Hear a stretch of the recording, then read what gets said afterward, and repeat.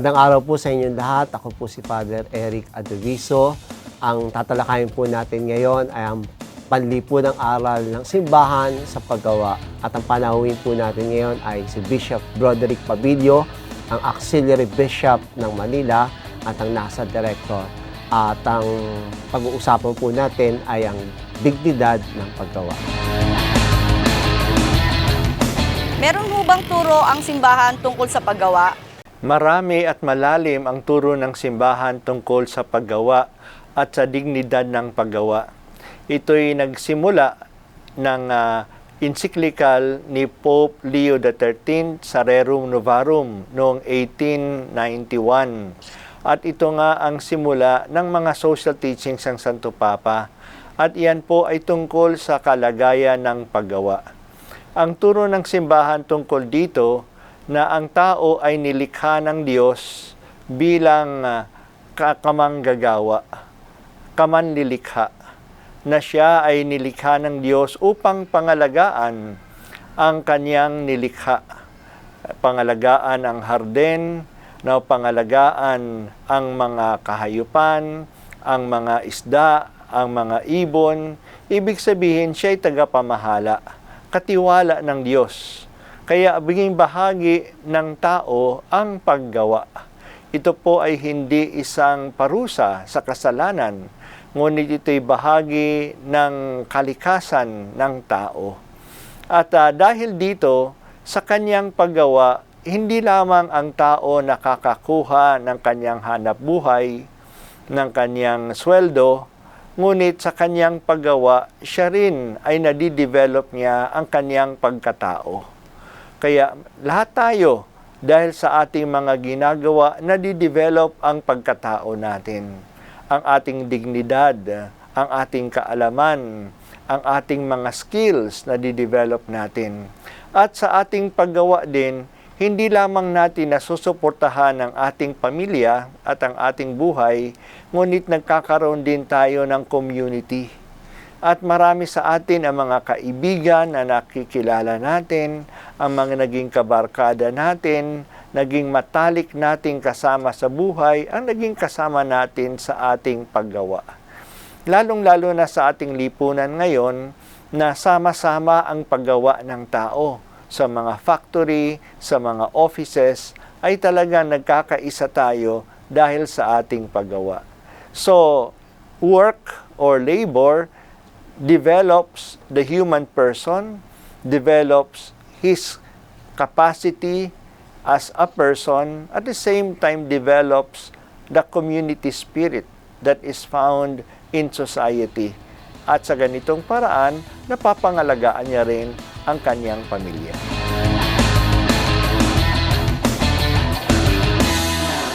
Dahil sa dignidad ng tao sa kanyang paggawa, kaya mayroon siyang tungkulin at mayroon siyang mga karapatan.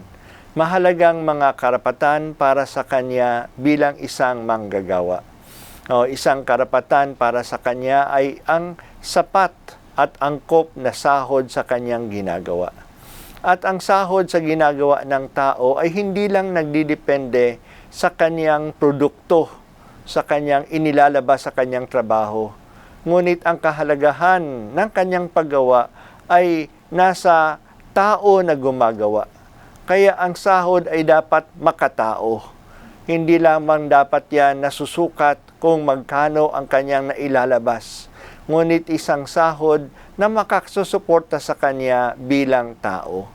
Kaya ang sapat na sahod ay ang sahod na makapagtaguyod ng kanyang buhay at ng buhay ng kanyang pamilya, na sapat para sa kanyang sarili at sa kanyang pamilya, at sa bahagi ng pagkatao ay ang kanyang pagpapahinga rin. So hindi lang siya isang makina na patuloy na magtrabaho, kaya pati yung kanyang sahod ay angkop din sa paraan na makapagpahinga siya. Kaya isa pa rin yan sa mga karapatan ng isang manggagawa, karapatan sa kanyang pagpapahinga, sa kanyang pagbabakasyon, sa pagsasariwa ng kanyang lakas. Tapos may iba pang mga karapatan para sa mga manggagawa, tulad ng karapatan na magsama-sama no, na iyan ay collective bargaining, na magsama-sama sila sa ibang paraan upang itaguyod ang kanilang kapakanan. At yan pong nakikita natin sa karanasan na ang kapakanan ng mga manggagawa ay naitataguyod ng mga manggagawa mismo. Ngunit naitataguyod ng mga manggagawa yan kapag sila ay nagsama-sama. Kaya yung right to form unions ay isang right ng mga manggagawa, pero ang union ay hindi lang ang katangi-tanging paraan upang sila ay magsama. Marami pa ibang mga workers association, no, na dapat igalang at dapat pangalagaan. So, isa pa yun. At tapos isa pang karapatan ng mga manggagawa ay isang makataong kalagayan sa kanyang paggawa. Isang paggawa na hindi nasisira ang kanyang kalusugan, hindi nasisira ang kanyang pagkatao. Kaya working conditions that are human, no, na magtataguyod sa kanyang sarili. So, yan yung ilan sa mga karapatan ng mga manggagawa na dapat igalang kasi ang gumagawa noon ay ang mga tao. Huwag po kayong aalis at magbabalik po ang programang Kamanggagawa.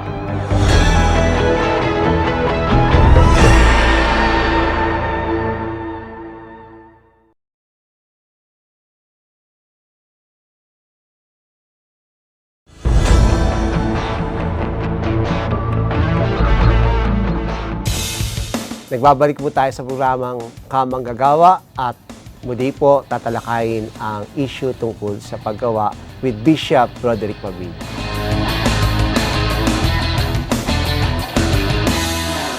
Isa pang paraan ng pagpapakita na mahalaga ang turo ng simbahan sa paggawa at sa mga manggagawa ay sa Biblia mismo na mapapansin natin na pinapansin ang kalagayan ng mga manggagawa. Maraming mga talinhaga, hindi lang na ginawa ni Jesus, ngunit kahit na sa Old Testament, sa Lumang Tipan, na ginagamit ang larawan ng mga manggagawa. Tulad ng ang mga magpapalayok, ang mga mangingisda, ang mga magsasaka, ang mga nag-aani ng mga ubas, no, ang mga karpentero. Yan po yung naging bahagi na ng mga aral na makikita natin sa Bible. At isa rin na pagpapahalaga ng paggawa ay ang anak ng Diyos. Nung siya'y naging tao, siya'y naging isang anak ng manggagawa. Kilala si Jesus bilang anak ni San Jose na isang karpentero. At si Jesus mismo ay kilala bilang isang karpentero sa Nazareth. No, sinuportahan ni Jose ang kanyang maliit na pamilya sa pamagitan ng kanyang paggawa, at nung namatay na si Jose, si Jesus mismo ang sumuporta sa kanyang nanay sa pamamagitan ng paggawa. At may mga aral din si Jesus tungkol sa paggawa, lalong-lalo na sa mga aral ni Jesus tungkol sa maging katiwala, na tayo'y mga katiwala. Katiwala na ang ubasan. Katiwala na pinagkatiwala sa atin ang pagbabantay sa ibang mga kasama sa sambahayan. So yan ay mga turo ni Jesus. At sa mga turo ni Jesus na ito, sinabi ng ating Panginoon na dapat gamitin natin ang ating mga resources na ibinigay sa atin. At ganun din na dapat ayusin ang paggawa, kasi bandang huli, sasagot tayo sa may-ari mismo. So, at mahalaga rin sa mga turo ng Lumang Tipan at ng ating Panginoong Hesus ang tungkol sa katarungan, na ang bawat isa ay nararapat na bigyan ng nararapat sa kanya bilang tao. So, iyan ay ilang mga halimbawa sa atin na sa Bible mismo pinapahalagan ang kalagayan ng mga manggagawa. Tapos may iba pang mga karapatan nga sa paggawa. Ngayon, sa ating business paradigm na nangyayari ngayon, sa lahat ng business, kailangan natin ng kapital, kailangan din natin ng manggagawa. So, ang kapital, yan po'y binibigay sa pamamagitan ng pera, sa pamamagitan ng makinarya, sa pamamagitan ng lupa, yan po yung pangangapital. At ngunit ang kapital mismo ay hindi maglalabas ng produkto kung wala manggagawa, no, na siyang magtatrabaho upang magkaroon ng produkto. Kaya nandyan yung balance ng dalawa, capital and labor.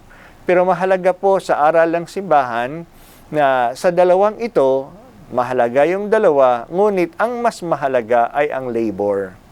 Mas mahalaga ang mga manggagawa, una sa lahat, dahil sa mas mahalaga ang tao kaysa pera o mga bagay-bagay. Ang kapital nga, yan ay mga bagay-bagay. Ngunit ang paggawa, yan ay mga tao na gumagawa. Kaya mas mahalaga yung tao, kaya mas uunahin ang kapakanan ng mga manggagawa kaysa sa tubo ng kapital. At yan ay nakakalungkot, hindi napapatupad ngayon. Maraming mga nangangapital, ang mas pinapansin nila ang tubo ng kanilang pera kaysa kalagayan ng mga manggagawa. No, pangalawa pong dahilan, bakit mas mahalaga yung mga manggagawa kaysa sa kapital, dahil sa kadalasan, mas marami ang mga manggagawa kaysa mga nangangapital. Iilan lamang ang mga kapitalista, yung mga mayayaman, ngunit yung mga manggagawa ay marami. No? Kaya dapat pas mahalagahan ang kalagayan ng mas marami kaysa ng iilan. At pangatlo, na ang mga manggagawa ay mas mahirap kaysa mga nangangapital. Yung mga nangangapital, yung mga kapitalista, ang inalagay nila dyan ay ang pera. At marami sa kanilang kinakapital, hindi naman nila masyadong kailangan. No? Hindi yun yung mga basic na kailangan nila. Ngunit ang manggagawa, na nandyan lang sila nagdidepende sa kanilang trabaho. Kaya kapag nawala ng trabaho, kapag hindi maayos ang kanilang kalagayan, kapag sila ay nagkasakit, kapag nawala ng sweldo, ay talagang wala silang mapagkukunan sa kanilang buhay. Kaya dahil dito, mas papahalagahan dapat ang labor kaysa sa kapital. Ano naman ngayon ang papel ng pamahalaan dito? So, ang pinakapapel ng pamahalaan ay ang common good, na hahanapin niya dapat ang ikabubuti ng pangkalahatan. Siya yung magsisikap na ang kabubuti ng mas marami ang pangangalagaan. Kaya kung sa usapin ng paggawa, dapat bigyan ng pansin ng pamahalaan ang kalagayan ng mga manggagawa.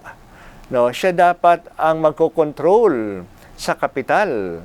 Kasi kung hahayaan lamang natin yung kapital, ang hahanapin lamang nito ay ang kanyang sariling kapakanan, ay ang kanyang tubo.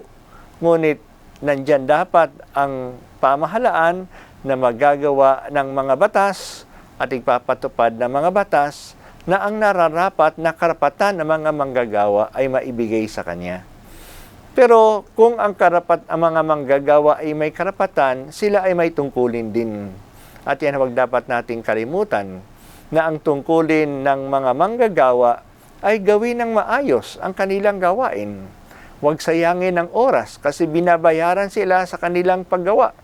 At tungkulin niya rin na hindi lang gawing maayos, ngunit ma-develop din siya sa kanyang gawain upang mas maging epektibo siya sa kanyang trabaho. At tungkulin niya rin na pangalagaan ang mga bagay-bagay na ginagamit niya sa kanyang paggawa.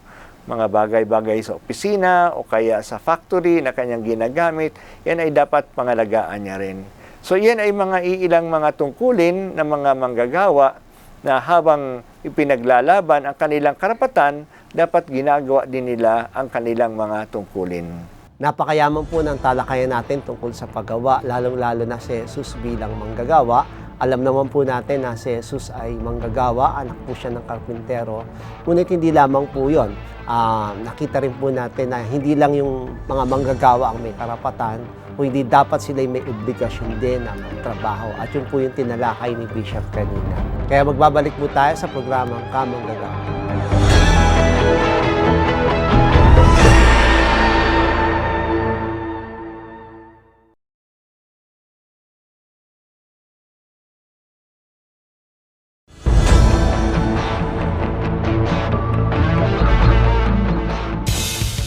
Nagbabalik po tayo sa programang Kamanggagawa at sa punto pong ito, ipapaliwanag ni Bishop Pabilio kung paano po ba ipapaliganap ang araling panlipunan sa lahat ng sektor ng lipunan.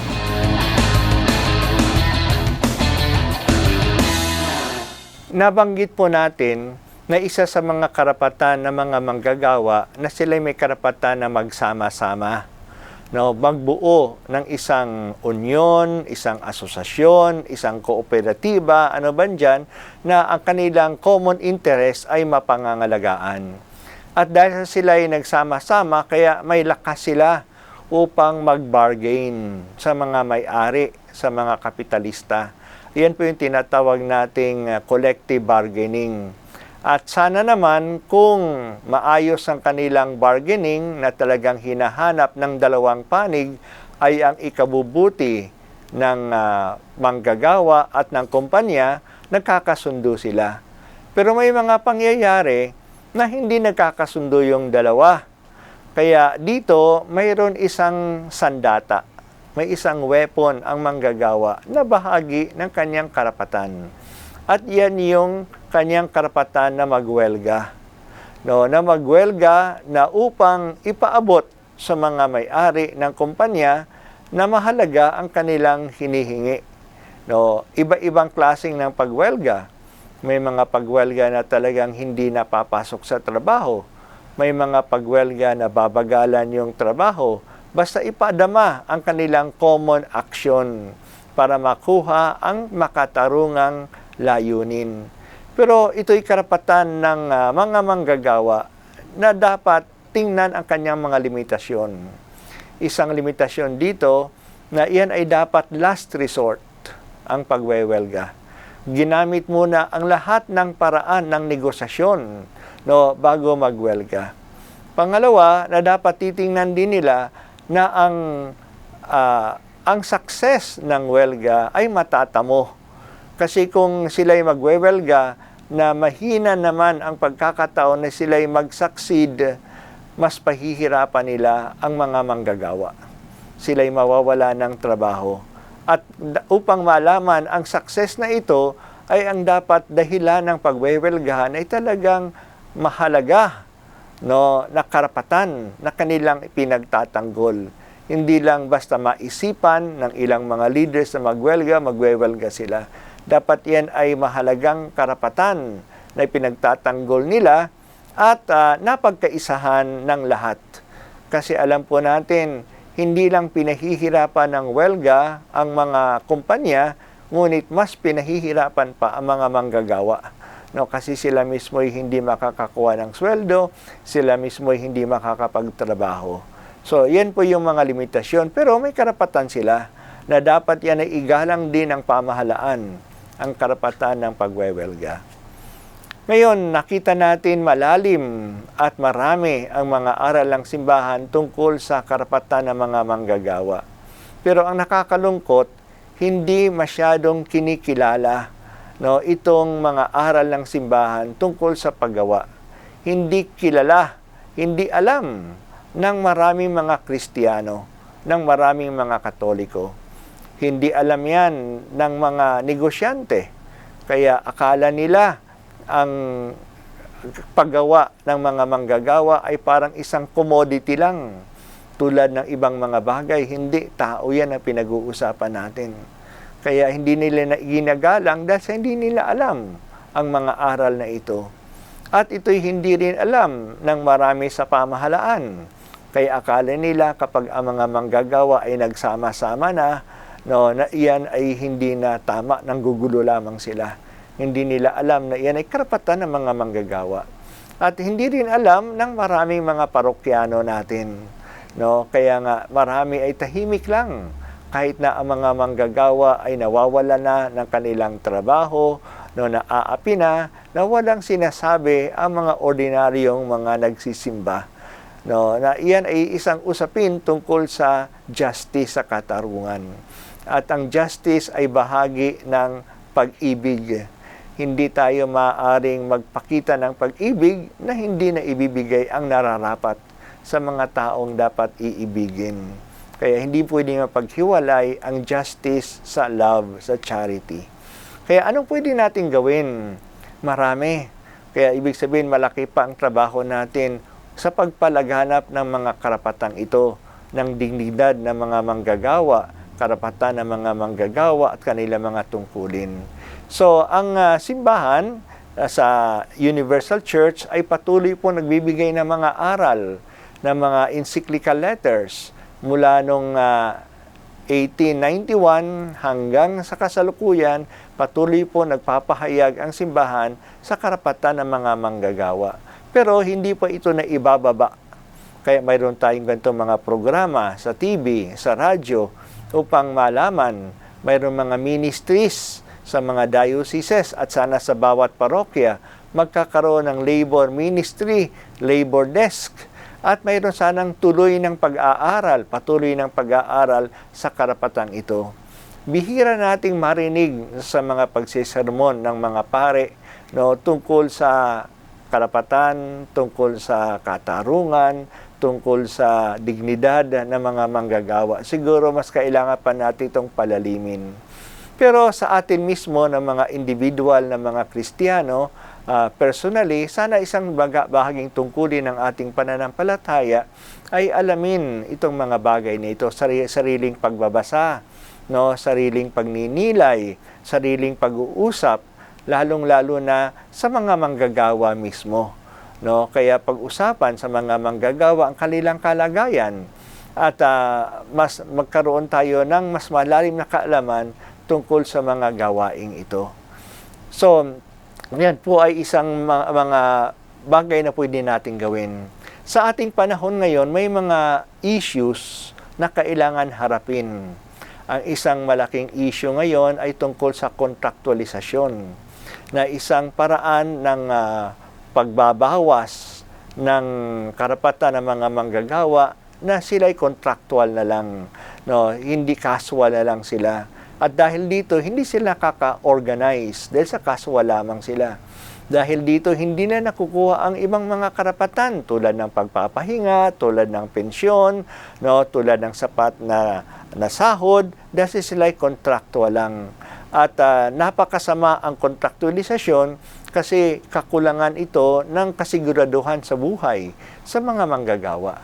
Hindi ka sigurado paano yung pamilya mo, pagkaraan ng 1 taon, ng 5 taon, ng 10 taon, kasi hindi sigurado ang iyong trabaho. Kaya ito'y nagkakaroon talaga ng social impact sa lipunan. Kaya ang panawagan natin sa ating pamahalaan, hindi lang sikapin na magkaroon ng trabaho, ngunit magkaroon ng sapat na trabaho at trabahong napapanatili, stable jobs. Yan yung panawagan natin. Kasi kahit na maraming trabaho ko nung ibinibigay, ngunit iyan ay pansamantala lang, ilang buwan lamang, hindi rin yan na makakatulong sa pag-uunlad ng napakarami nating mga kababayan na umaasa lamang sa paggawa para sila mabuhay. Pasalamatan po natin si Bishop Roderick Pabilio ukol po sa kanyang pagtalakay sa araling panlipunan ng simbahan sa paggawa. At dahil po dito nakita po natin ang mayaman na turo ng simbahan sa paggawa, magmula po sa dignidad sa paggawa hanggang sa makatarungang sahod, hanggang sa kung paano po ito maipapalaganap sa lahat ng sektor ng lipunan. Ako po muli si Father Eric Adoviso ng programang Kamanggagawa. Ang pakikipagkaisa po natin sa mga manggagawa ay pakikipagkaisa po natin kay Kristo.